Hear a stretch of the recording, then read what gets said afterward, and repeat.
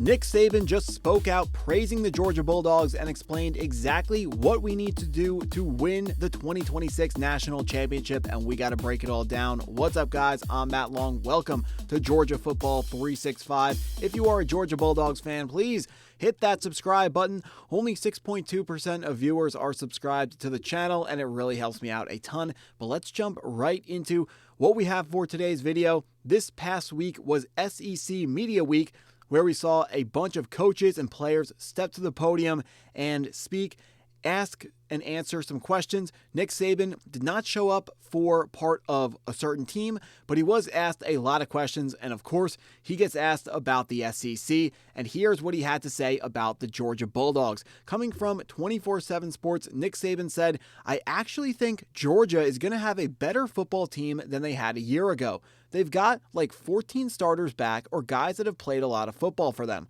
Quarterback Gunner Stockton is back. If Gunner can make a little improvement on how he throws the ball down the field, based on how they run it, their play action game will be a killer. They're going to be good on defense. They're going to be physical.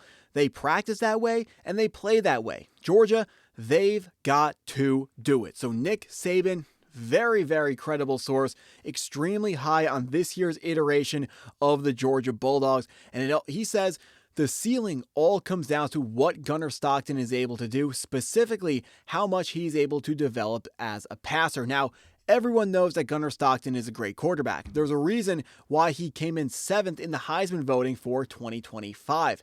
And it's not a coincidence that the quarterbacks on this list were mostly quarterbacks of teams that made it pretty far in the college football playoff. Fernando Mendoza, the winner, won it all. Diego Pavia was one onside kick recovery away from dragging a Vanderbilt team that wasn't amazing to the college football playoff.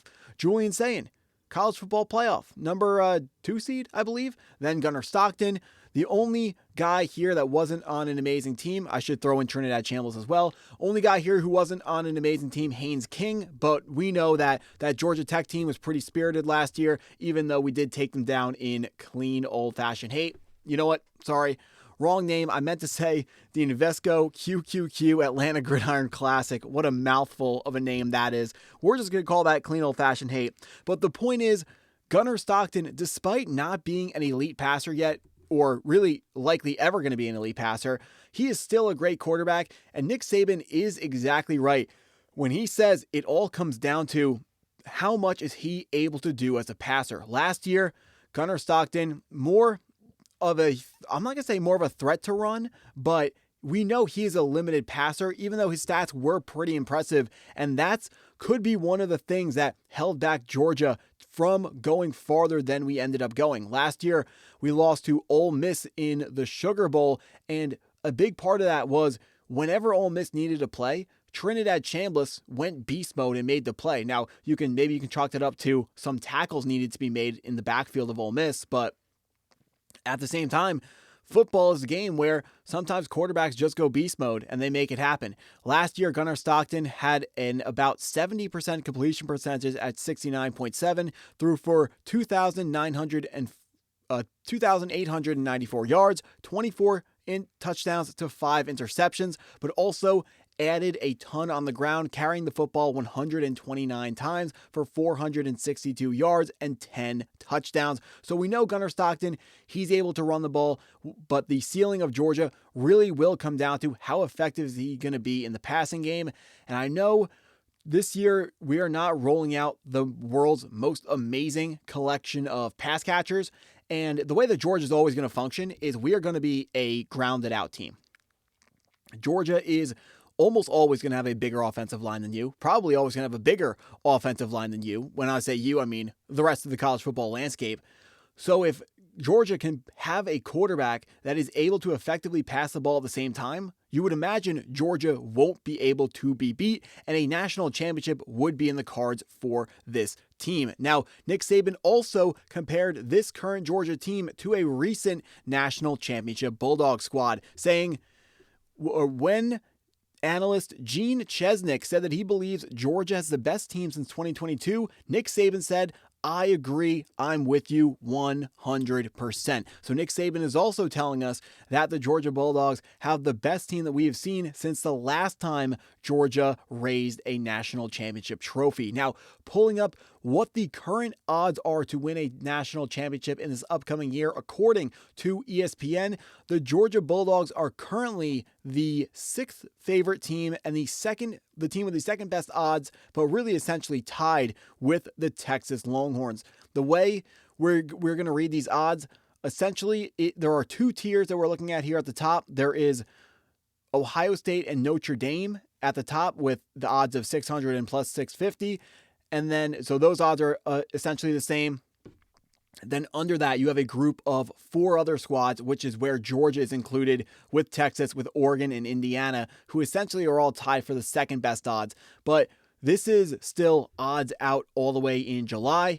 We don't know how good any of these teams are going to be. So some of these teams are going to get better. Some of these teams are going to get worse. But what we do know is that Georgia is going to be extremely competitive for a national championship this upcoming year. It's very easy to, if someone told you they were a time traveler and they came back from, let's say, 2 weeks into October, and they told us that Georgia was undefeated and the national championship favorites, nobody would bat an eye, because that's what this team is capable of, and that's what the expectation is at Georgia. 1, when you get recruited here, and 2, especially when a credible analyst like Nick Saban comes out and tells the entire world that this is one of the best teams Georgia's had of the decade, and this is a team that should make a lot of things happen. So not only are the Bulldogs going to be going for the national championship, we are also essentially tied with Texas for the favorites to win the SEC championship. So we can see here,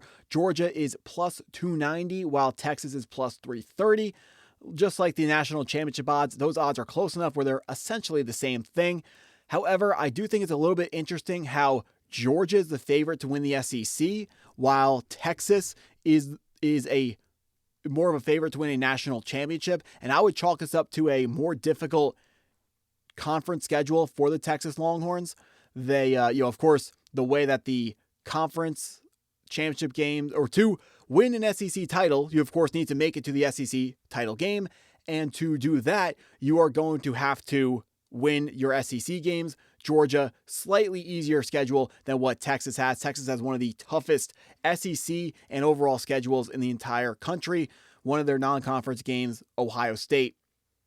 Every single SEC school needs to play at least one out-of-conference Power 4 school. For Georgia every year, it's Georgia Tech. For Texas this year and last year was Ohio State. So a lot of their season will be dictated by if that game is a win or a loss. And you have to imagine it's going to be hotly contested between Georgia and Texas at the top. Then in that second tier of SEC teams, which for conversation's sake, we're going to throw in Alabama, but it's Oklahoma, Texas A&M, and LSU. Out of those 4 schools, if you want to throw Alabama in there, one of those 4 schools are going to jump up into the top tier of the SEC with Georgia and Texas, and we just got to find a way to take them down. Should be another very entertaining season of SEC football, and I absolutely cannot wait for it. That's what I got for this video. If you stuck around this long, I appreciate you taking the time to watch the video all the way through. Please hit that like button if you haven't already. Hit the subscribe button if you're new to the channel. Go Bulldogs.